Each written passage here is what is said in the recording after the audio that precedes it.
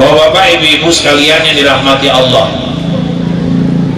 ada jemaah bertanya sama saya, Ustaz, kenapa ini kok suasana COVID ini nggak berakhir-berakhir? Karena kemarin ada dugaan insya Allah 2021 habis, tapi sampai sekarang kok justru belum selesai. Saya bilang ini salah satunya kesalahan petugas-petugas pemerintah di lapangan. Apa salahnya Pak Ustadz? Karena waktu itu mereka membagi bantuan pemerintah. Nah, ketika sampai bantuan itu kepada orang-orang miskin, nenek-nenek itu nanya, ini bantuan apa? Bantuan COVID nih. Ya udah, nenek itu doakan mudah-mudahan COVID-nya panjang umur, murah rezeki dan sehat selalu. Makanya sampai sekarang COVID-nya pun jadi gak habis-habis. Bapak Ibu yang dirahmati Allah, itu makanya ada satu hikmah pelajaran yang luar biasa yang Allah berikan. Allah tunjukkan kekuasaannya hanya dengan satu makhluk yang kecil, tapi rusak tatanan kehidupan manusia dibuat. Saya baca berita hari ini untuk haji tahun ini saja belum ada kepastian terkait pandemi juga. Dan yang lebih menyedihkan, Arab Saudi mensyaratkan yang boleh masuk ke sana mengerjakan haji yang sudah divaksin. Indonesia banyak jemaahnya sudah divaksin, problemnya Saudi nggak mau terima kalau vaksinnya tidak disertifikasi oleh WHO. Sayangnya vaksin kita memang tidak disertifikasi oleh WHO, tidak diakui oleh WHO. Jadi baru 11 negara yang diizinkan masuk mengerjakan haji, dan 11 itu tidak ada Indonesia. Jadi bapak-bapak, ibu-ibu, ini memang banyak sekali dampak dari COVID ini. Silaturahim, kemarin lebaran banyak anak gak bisa jumpa orang tuanya, apalagi pemerintah melakukan penyekatan, ya, penyekatan dibatasi, perbatasan itu ditutup sehingga banyak orang gak bisa pulang mudik. Kalau orang tanya ke saya lebih banyak mengajak kita muhasabah. Saya nggak mutlak menyalahkan pemerintah. Kenapa? Karena bapak-bapak, ibu-ibu, orang-orang tua dulu itu kalau dapat musibah, nanti naik sepeda jatuh, kakinya retak, yang pertama dia tanya, apalah dosaku? Orang dulu kalau dapat musibah, yang pertama ditanyanya, dosaku ini apa?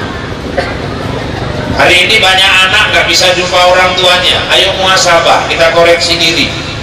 Kenapa Ustaz? Jangan-jangan selama ini kita punya waktu bisa jumpa orang tua, tapi nggak mau pulang jumpai orang tua. Kadang-kadang ada libur panjang dari hari Kamis, Jumat, Sabtu, hari merah sampai Minggu. Lebih pilih nginap ke Bukit Lawang, nginap ke Brastagi, ke Perapat, daripada pulang jumpai orang tuanya.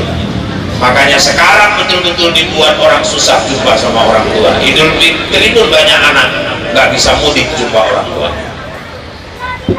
Makanya ini alhamdulillah hari ini kita masih bisa silaturahmi, bisa berkumpul.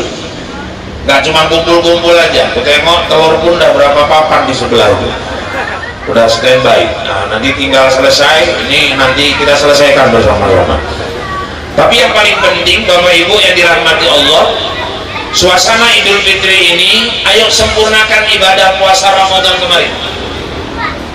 Kenapa? Karena kata Nabi, man shoma ramadhana imanan wa ihtisaban ghufira lahu ma taqaddama min dhanbi. Barang siapa puasa Ramadan karena iman dan ikhlas, dihapuskan dosa-dosa yang telah lalu. Dosa yang mana? Dosa langsung kepada Allah. Dosa kepada sesama manusia belum selesai sebelum kita saling memaafkan satu sama lainnya. Makanya kadang-kadang lebih berat dosa sama manusia ini. Bu, kalau dosa kepada Allah, taubat, nyesal, sungguh-sungguh, gak diulangi lagi, Allah ampuni. Tapi kalau dosa kepada sesama manusia, kita gosipi orang, kita fitnah orang, kita ceritai keburukannya, 100 rakaat sholat taubat minta ampun kepada Allah, 1000 kali istighfar, kalau belum minta maaf sama yang bersangkutan, Allah belum mengampunkan dosa kita itu. Makanya selesaikan hablum minan nas. Makanya orang ketika Idul Fitri yang pertama jumpa orang tua, karena dari dzawil qurba yang terdekat dulu, anak jumpa sama orang tua. Kenapa? Kita nggak ada yang hebat tanpa orang tua, nggak ada orang besar tanpa orang tuanya. Jokowi katanya orang hebat, saya bilang hebat. Tapi yang lebih hebat itu mama yang melahirkan Jokowi. Presiden hebat, tapi yang lebih hebat emak yang melahirkan presiden. Dan di Indonesia baru 6 orang mama yang bisa melahirkan presiden, belum lebih dari 6. Jadi kalau semua mama pun melahirkan presiden, rakyatnya pun siapa juga, kita pun bingung juga itu. Makanya bapak-bapak, ibu-ibu, hebat-hebat presiden, yang lebih hebat itu mama yang melahirkan. Sehebat-hebat gubernur, yang lebih hebat itu emak yang melahirkan gubernur. Makanya bapak ibu, di Idul Fitri, kalau orang tua sudah meninggal, kadang anak berusaha ke ziarah ke kuburan orang tua. Yang masih hidup segera bertemu ke orang tua. Untuk apa? Mengambil berkah. Itu makanya bapak-bapak, ibu-ibu yang dirahmati Allah, ridho fi ridho walidain, wasuqullah fi suqil walidain. Ridho Allah tergantung ridho orang tua, murka Allah juga tergantung murkanya orang tua. Dan jangan beda-bedakan orang tua kandung dengan mertua. Kadang-kadang ada orang sama orang tua kandung karena yang baiknya, sama mertua kurang ajar. Jadi kalau orang tua kandung datang nginep ya mak, nginep, mama kan jarang nginep sini, sebulan mungkin nginep, mamanya pun nyaut, enggak lah bapakmu aku sebulan nginep sini, pokoknya mama nginep, nanti malam kita jalan-jalan, mau makan apa tinggal terserah, mama kandung itu. Mama mertua datang baru lagi duduk, tadi jam biru mah. Jadi bar jago sekali nyayo sambil terima kacang tanah. Mertuanya wis 73 tahun, terakhir mangan setengah jam nggak siap-siap, kumut-kumut kacang yang mertuanya mah. Sekali konangan wis mendelit-mendelit kelolotan kacang. Itu kan menantu kurang ajar. Kadang-kadang datang mertuanya naik sedan. Mertuanya kaya pak? Bukan, sedan itu maksudnya sepeda dangdut. Asal didayung semua marga keluar, sirai, siregar, sirai, siregar. Menantunya ngintip dari dalam, wis duit meneh, hancur urip kayak gini. Suwi-suwi kayak ATM. Masuk mertuanya, assalamualaikum, waalaikumsalam. Anu lakimu kerja pak, anak-anak sekolah. Ini ada undangan Pak Lurah mau pesta. Kapan pak? Tanggal 26. Bapak pulang ya. Padahal nggak ada minta duit. Kayak apa dosa menantunya? Doa suuzon, buruk sangka, doa menghina mertua. Makanya nggak ada berkah orang berumah tangga hidup kalau dia nggak punya sopan santun, dia tidak menyayangi orang tuanya. Kalau kau mau mulia hidup, muliakan dulu orang tua. Itu pesan Rasulullah SAW. Makanya saya waktu 2 hari nikah sama Anjeli, orang rumah, ya Rahul kan istrinya Anjeli, ya bu ya, orang-orang aja yang bilang aku Rahul, aku pun nggak perasaan mirip gitu, cuman memang Rahul yang mirip aku, ini yang jadi masalah. Jadi bapak-bapak, ibu-ibu yang dirahmati Allah, 2 hari nikah, mama saya nyambut di rumput di depan. Istri saya tanya, Dik, itu yang nyambut rumput siapa? Ya mama abang. Loh, bukan mamamu, saya bilang. Oh ya mama kita. Dia salah jawab. Kalau nggak aku akui biar jelas, aku bilang sama dia.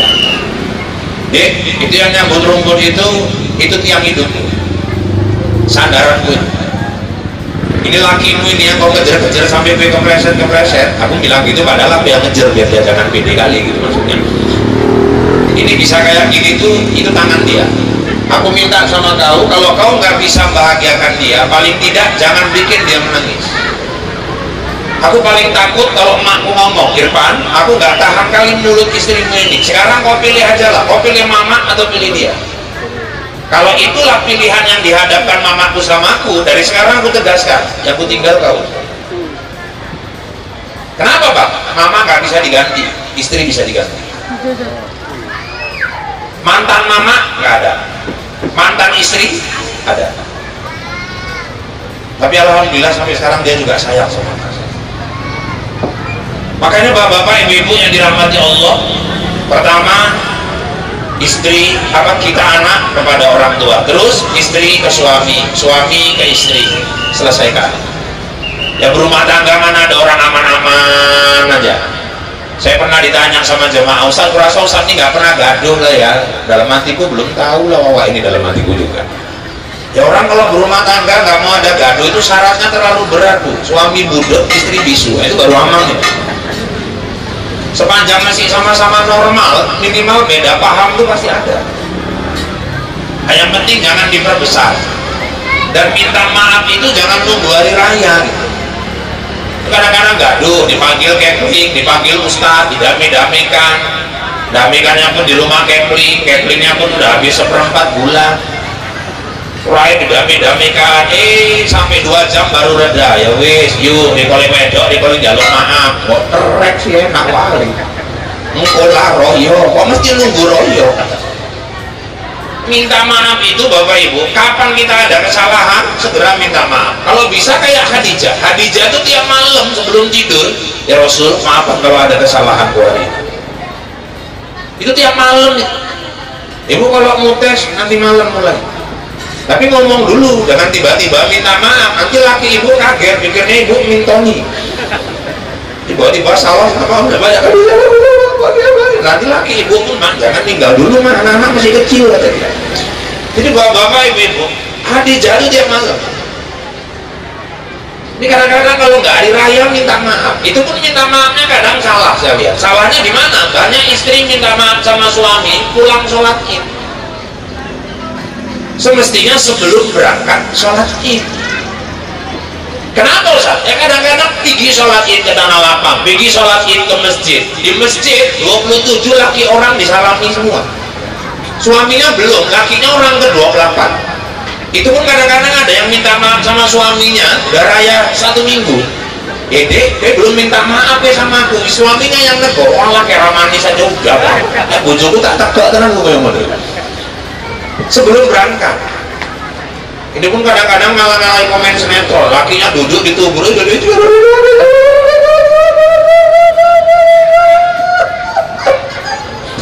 ibu kalau mau ngomong dulu, kalau mau nangis dulu. Kadang ini sambil ngomong sambil nangis, bongong-bongong. Lakinya pun ada pau-paunya sama-sama, padahal tak apa yang diomongkan.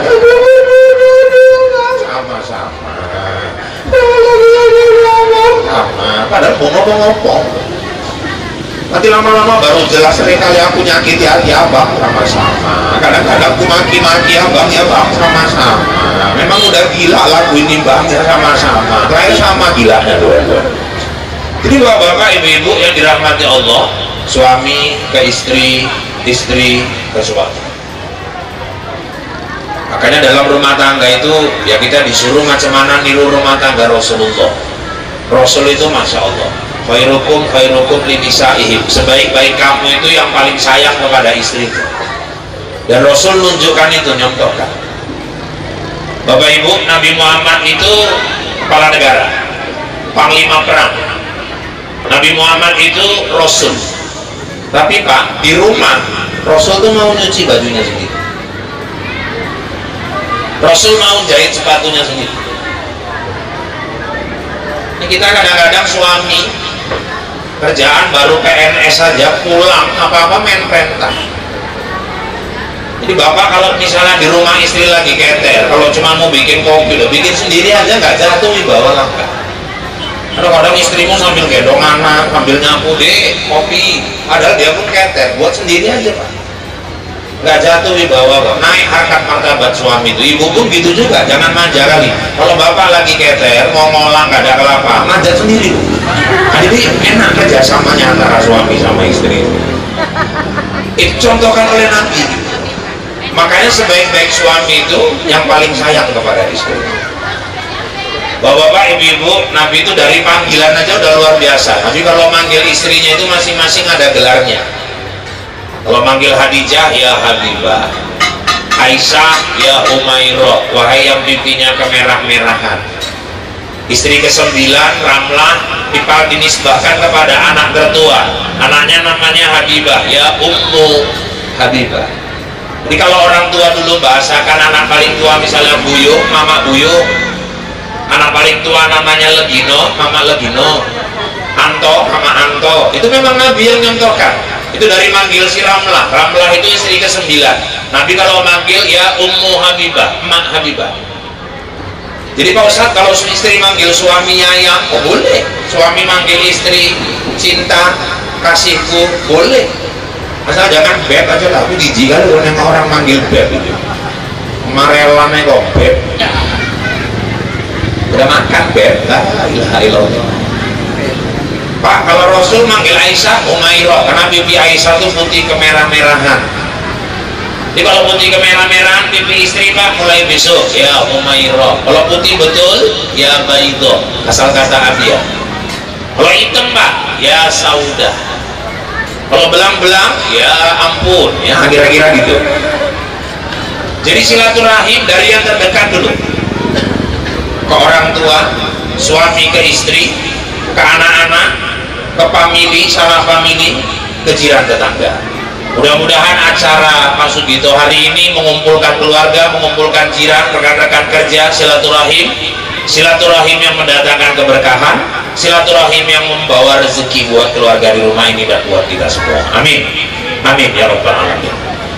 Alhamdulillah, ananda kita panggilannya Arul ya, sudah dikhitan. Dan hari ini keluarga mengadakan acara tasyakuran walimatul khitan ya. Bapak-bapak, ibu-ibu, anak anugerah dari Allah. Nggak semua orang berumah tangga dikasih anak. Ada orang yang berumah tangga 7 tahun baru dapat anak, ada yang 5 tahun baru dapat anak, ada yang setahun lebih baru dapat anak, ada juga yang tiap tahun beranak, ada. Ini kan rezeki beda-beda ya. Makanya alhamdulillah siapapun kita yang sudah dianugerahkan anak, itu rezeki yang tak ternilai dari Allah Subhanahu wa taala buat kita. Dan di sisi yang lain, anak-anak itu adalah amanah dari Allah. Ada orang nikah 3 tahun nggak punya anak, apa kata orang ikut? Banyak makan toge, gembong perut orang. Ada yang bilang oh makan kerang, kena cingkang, murmen. Ada yang cari pisang Ambon yang tumbuhnya di Ambon, oh nggak setengah mampu satu yang boleh ikut coba. Ada yang bilang kusuk ke titik papan, nggak hamil juga. Pindah lagi ke Belawan, nggak hamil juga. Oh di sana paten, di mana Helvetia, kusuk di Helvetia, 7 tukang kusuk didatangi, nggak hamil lah, malah tukang kusuknya yang hamil semua. Alhamdulillah yang sudah dikasih anak itu anugerah. Nabi Ibrahim 70 tahun nunggu istrinya baru hamil. Nikah sama Siti Sarah 70-an tahun, gak hamil-hamil Sarah itu. Sampai akhirnya Siti Sarah bilang, bang udah nikah aja lah bang sama wanita lain. Siapa tahu dengan wanita lain abang bisa dapat keturunan. Bapak-bapak, ibu-ibu, cuman namanya yang disuruh ditawarin nikah ini Nabi. Apa jawaban Nabi Ibrahim? Yang bisa merintahkan aku nikah lagi hanya Allah. Itu karena Nabi Ibrahim itu. Kalau suami ibu nggak usah ibu tawar-tawarin. Nggak ditawari pun udah banyak kali tingkahnya, ibu tawar-tawarin pula. Ya udah bang kalau mau nikah lagi, langsung. Kata Nabi Ibrahim, cuma Allah yang bisa merintahkan aku nikah. Datang wahyu, Ibrahim nikah lagi.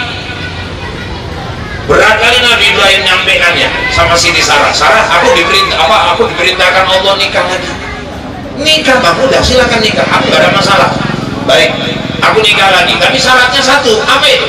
Harus kau yang nyarikan wanita itu untuk. Makanya bapak-bapak kalau ada yang niat mau nikah lagi, contoh Nabi Ibrahim, jangan nyari sendiri, istri kita suruh nyari Nabi. Ini main cari-cari sendiri, meneng-meneng, tahu-tahu kasus. Bilang deh, aku mau nikah lagi deh, tolong carikan wanita yang pantas untukku. Aku yakin itu nggak sampai 2 menit pasti bapak dicarikan paham bapak, udah pasti itu.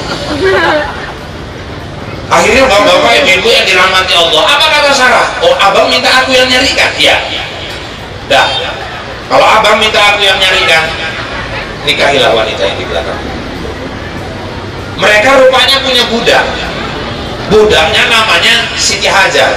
Hajar ini Afrika. Orangnya kulit hitam. Hitam ini kan 2 macam. Kalau di Afrika ya, ada yang hitam. Hitam memang 2 macam itu, hitam sama hitam kali. Nah itu modelnya. Kalau yang ceramah kan hitam manis. Nah ini beda lagi dia. Jadi bapak-bapak, ibu-ibu yang dirahmati Allah, nikah itu sendiri. Akhirnya bapak-bapak, ibu-ibu, karena memang diperintahkan nikahi Hajar, nikahilah Hajar, dan akhirnya Hajar pun hamil. Itulah baru lahir anaknya Ismail. Rupanya karena rumah itu ramai dengan tangisan bayi, Siti Sarah tergores hatinya, dibawa pindah ke Mekah. Ibrahim balik lagi, di luar dugaan Sarah yang rambutnya putih, kulitnya udah keriput, akhirnya hamil juga. Makanya di sini yang nenek-nenek pun hati-hatilah, jangan pikirnya udah aman kali. Sarah aja udah nenek hamil. Di sini kalau kejadian titip makan nenek 65 tahun meteng, bonceng putuni untuk rosok, lurah pun pangsan dulu gini gitu. Dan di usianya yang lanjut, lahirlah seorang anak yang bernama Ishak. Apa artinya Ustaz? Orang kalau berumah tangga nggak dapat keturunan, yang muncul gelisah, galau. Ketika sudah dapat keturunan, jangan pandang anak cuma sekedar keturunan, tapi pandanglah dia anugerah dan titipan dari Allah Subhanahu wa Ta'ala. Makanya kewajiban Pak Sugito dijalankan hari ini, walimatul khitam.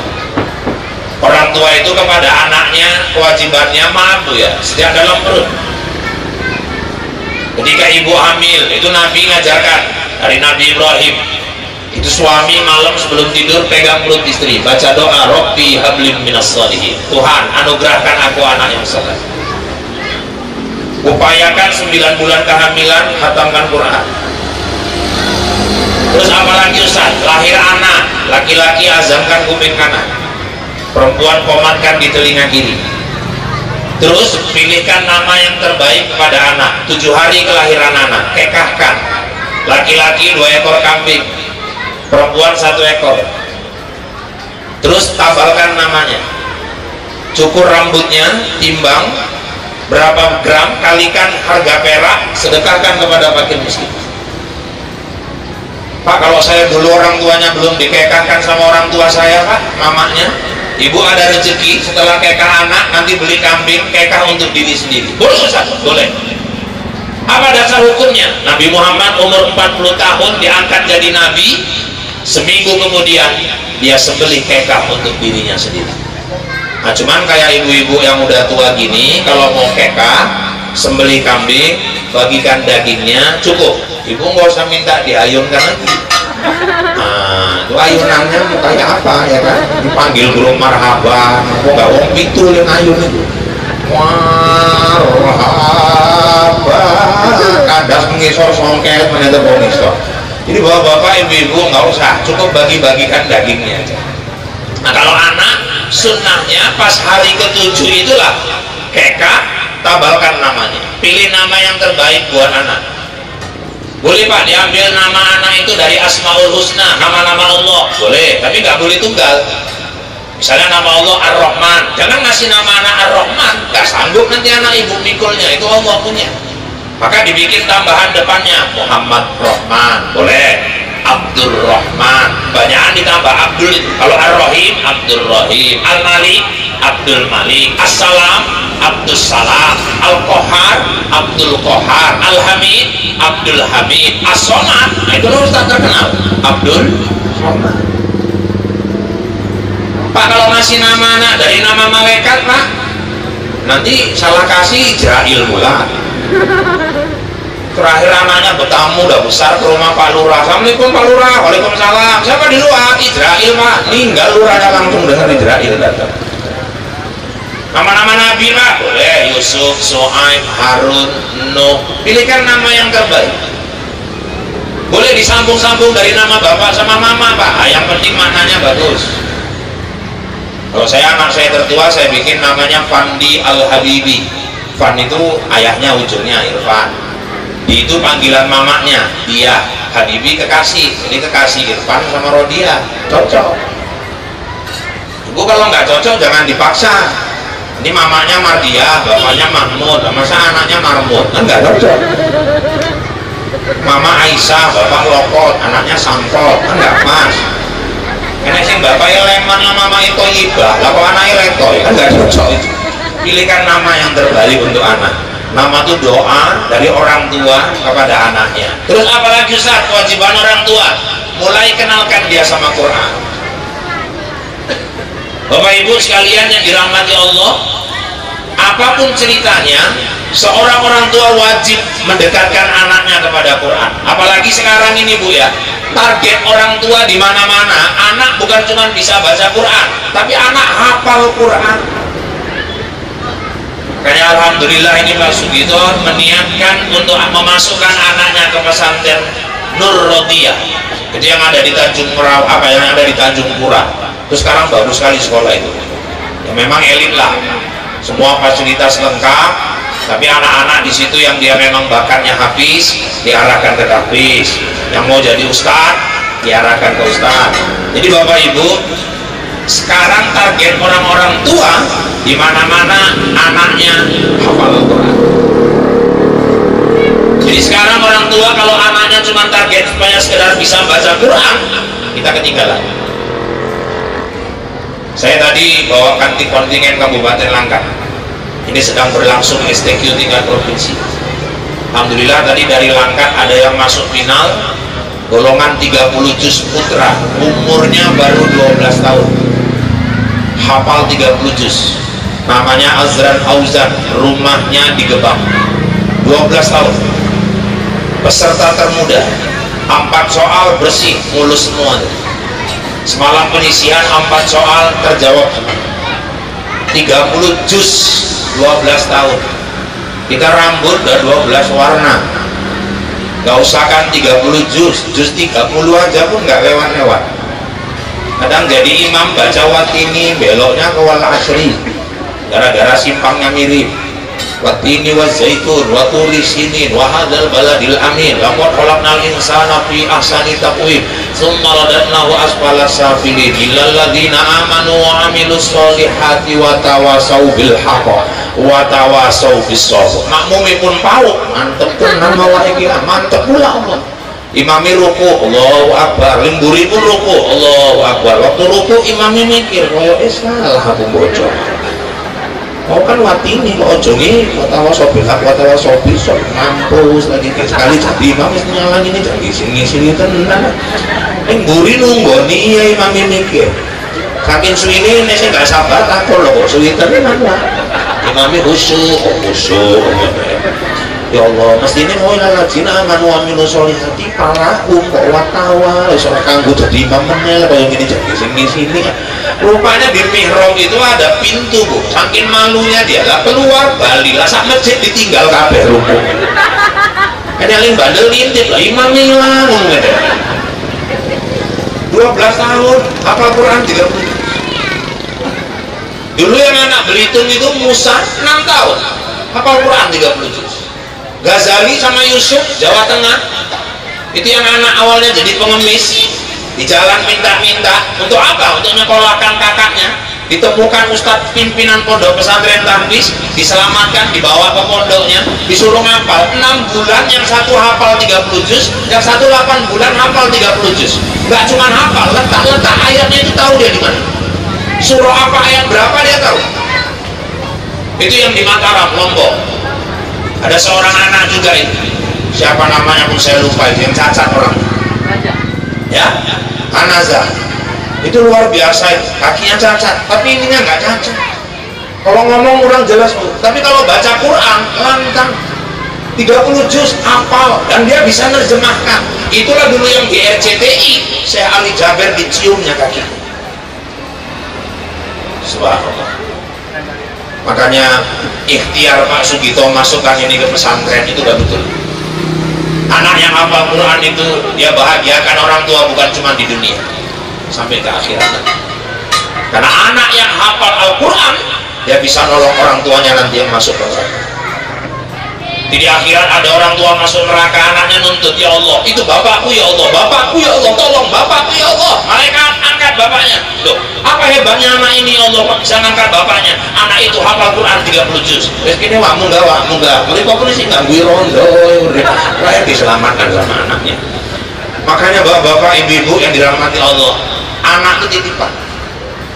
Kenalkan dia kepada Allah. Dekatkan dia sama Al-Quran. Siapa nggak bahagia orang tua tiap malam dengar anaknya baca Quran di rumah? Nawiru buyutakum bi qiraatil Quran. Sinarilah rumahmu dengan bacaan Al-Quran. Kalau anak ibu di rumah baca Quran, itu dari atap rumah ibu memancar nur cahaya ke langit. Dari celah-celah cahaya itulah malaikat rahmat masuk ke rumah kita. Kalau malaikat rahmat masuk ke rumah, rumah itu pun tentram, rezeki murah. Oh, jadi bisa diundang malaikat rahmat, Ustaz? Bisa. Caranya suruh anak baca Quran di rumah. Kita baca Al-Quran itu di rumah. Cuma memang ada rumah yang walaupun orangnya rajin baca Quran, malaikat nggak mau masuk juga ke rumah itu. Rumah siapa, Ustaz? Innal malaikata la tadkhulul baitam fihi kalbun wa rasulullah. Malaikat nggak mau masuk ke dalam rumah yang dalam rumah itu ada anjing sama patung. Satu anjing, kedua patung. Patung yang sempurna, bentuk satu makhluk, cuma nyawa aja yang nggak ada. Pak, kalau keramik, Pak, cuma kepala harimau doang, tapi badan kakinya nggak ada, itu nggak patung. Tapi kalau keramik gajah lengkap, belalai, badan, kaki, tangan semua ada, cuma nyawa yang nggak ada, itu patung. Tapi kata Nabi, boneka nggak masuk kategori patung, dia mainan. Satu lagi yang nggak masuk malaikat rahmat itu rumah yang ada anjingnya, dan yang nggak masuk itu malaikat rahmat. Kalau malaikat mencabut nyawa masuk juga. Nah, walaupun 17 ekor anjing mawa itu, kalau Israel tetap masuk.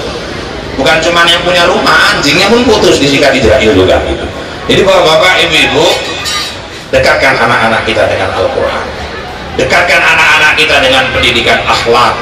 Karena biar bagaimanapun anak harus jadi qurrata a'yun, menjadi perhiasan buat mata kita, perhiasan buat pandangan kita. Kenapa? Karena kebaikan ibadahnya, karena kebaikan akhlaknya yang luar biasa. Saya kemarin bulan 9 ada mengisi acara maulid Bapak Ibu yang dirahmati Allah. Acaranya itu di Binjai, di daerah Sukarame. Ditampilkan anak umur 4 tahun. 4 tahun perempuan, dia hafal juz 30, bukan 30 juz, tapi juz 30. Kami ustaz-ustaz yang di situ suruh ngetes juz berapa, apa ayat apa aja di juz 30, kita pancing di sambernya, pancing sambernya sambil ngelap-ngelap ingus gini anaknya. Gurunya duduk di sebelah saya, gurunya bilang, Ustaz mau tahu kenapa? Anak ini ngajinya masih Iqra. Saya bilang gak masuk akal. Gak masuk akal gimana, Ustaz? Mana mungkin bacaannya, hafalannya gitu bagusnya, ngajinya masih Iqra. Orang saya gurunya pasti itu, pasti. Kok bisa anak itu masih Iqra, tapi kok hafalan juz 30-nya bagus sekali, merotalnya bagus, bacaannya bagus. Rupanya diselidiki gurunya, dari anak itu bayi, mamaknya tiap hari ngidupi kaset merotal juz 30 aja di rumah. Rupanya anak itu kaset kosong, tinggal tergantung orang tuanya apa yang mau diperdengarkan ke telinga anak.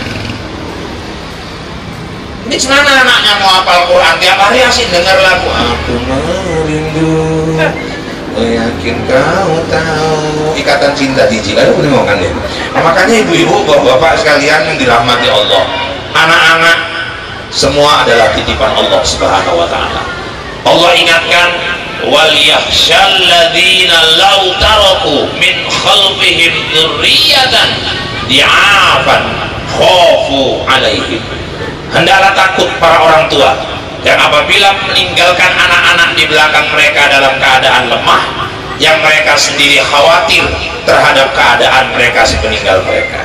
Artinya apa ibu-ibu? Anak-anak harus kuat kita tinggalkan. Kuat itu apa aja, Ustaz? Satu, ekonominya. Makanya kalau ada orang Islam bilang nggak perlu harta, saya bantah. Orang Islam itu harus kaya. Salah kalau dibilang orang Islam nggak perlu harta. Naik haji aja 32 juta. Ini bakalan naik sampai hampir 50 katanya. Suami istri berangkat apa nggak hampir 100.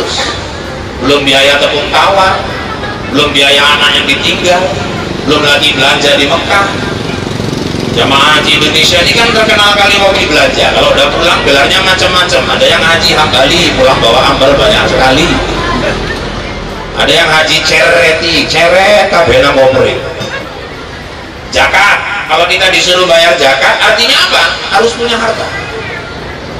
Siapa yang bangun rumahku di bumi, maksudnya masjid, kata Nabi dalam hadis qudsi, Allah berfirman, aku akan bangunkan istana yang indah untuknya di surga.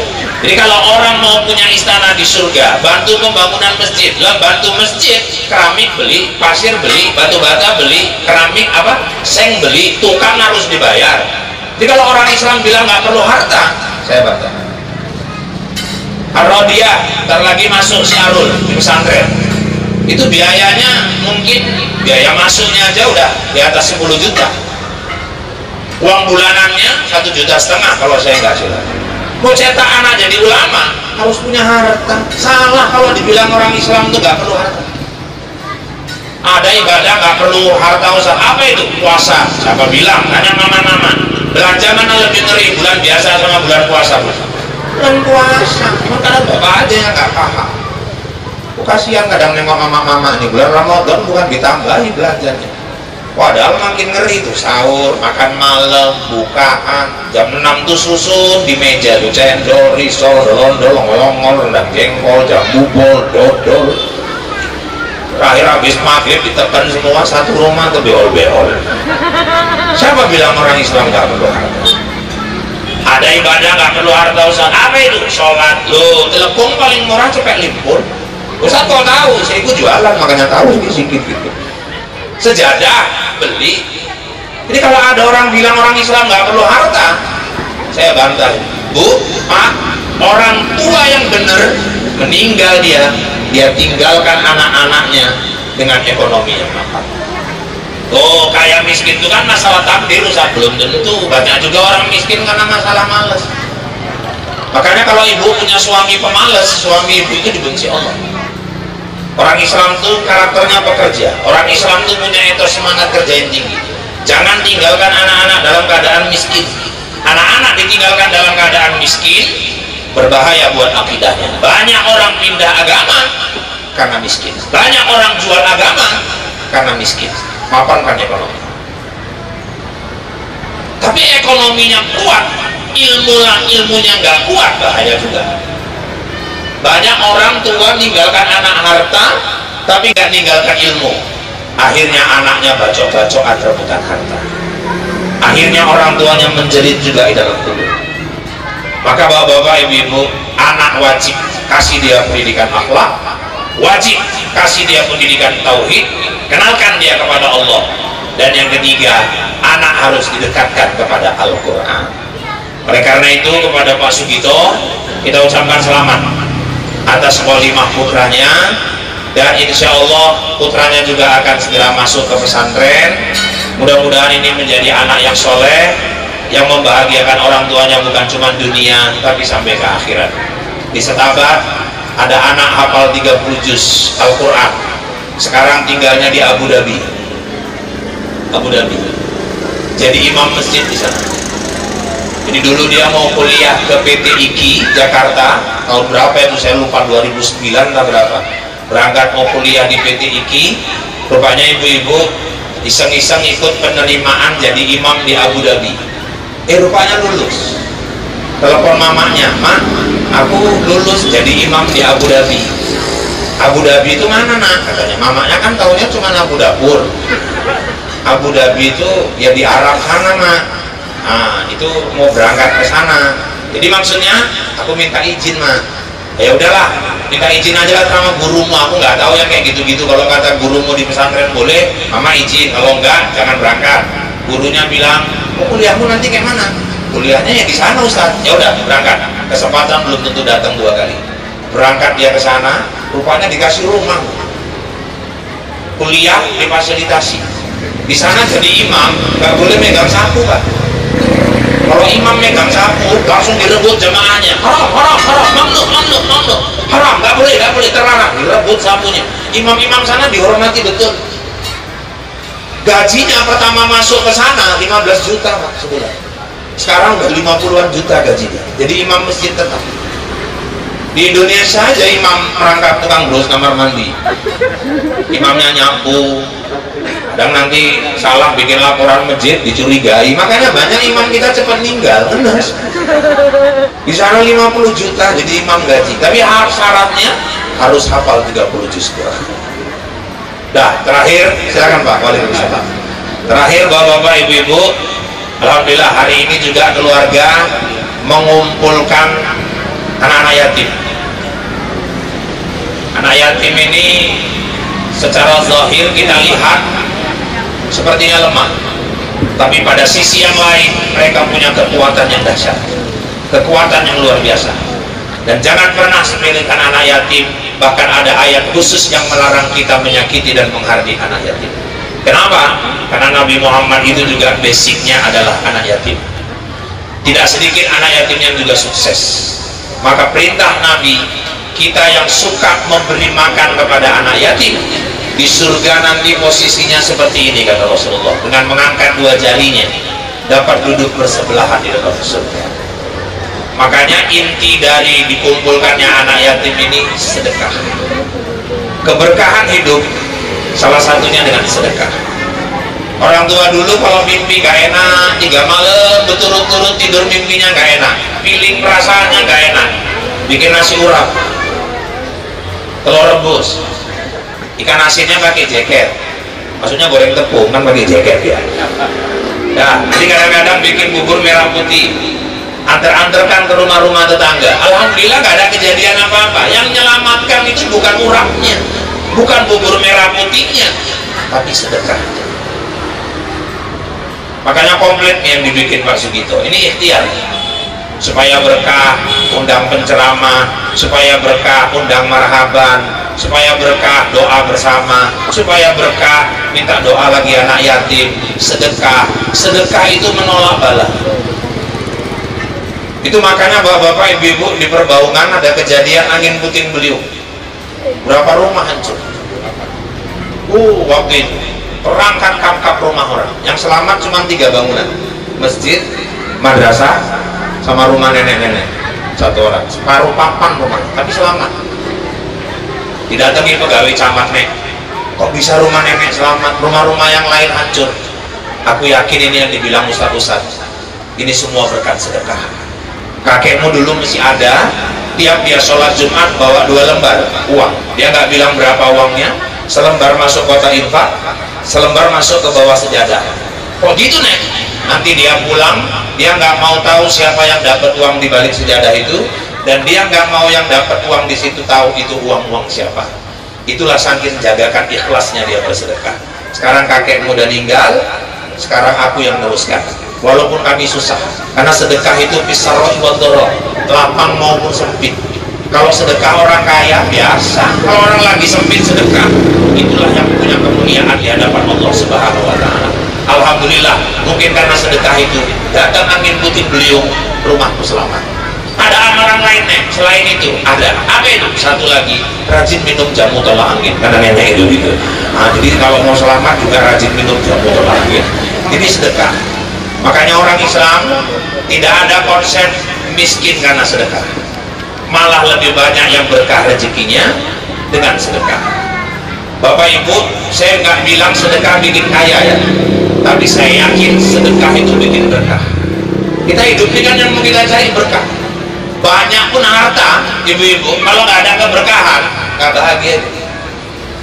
Banyak orang rumah mewah, sawah luas membentang, pabrik tinggi menjulang, kesana kemari naik kapal terbang, uang numpuk di bank, kalau makan pakai rendang ditambah udang sama pempek dari Palembang. Tapi sayang hidup gak pernah tenang. Kenapa? Orang suaminya mata keranjang, ketangkep melarikan mantan istri orang, janda dari secana. La ilaha illallah. Makanya bapak-bapak, ibu-ibu, kaya pun kalau nggak berkah untuk apa? Umur panjang 90-an, tapi maaf sama anak cucu nggak tanda, untuk apa? Umur 90-an, ya budek, untuk apa? Saya kalau dikasih umur sampai 90-an tapi linglung, tapi nggak tanda sama anak-anak, aduh nggak usah lah, jadi dosa aja. Ibu-ibu yang dirahmati Allah, kadang-kadang orang ini kan kalau udah pikun jadi ketawaan. Ciri-ciri orang pikun, nanti ke masjid naik kereta pulang jalan, itu ciri-ciri orang pikun. Di rumah nanya-nanya, lo keretoin di pak kereta apa, tapi numpak kereta no, astagfirullah, balik meneh melayu tekan masjid najir takon lali ya wak, enggak, olahraga disik, la ilaha illallah. Makanya bapak-bapak, ibu-ibu, yang dicari itu berkah. Salah satu yang mengundang keberkahan sedekah.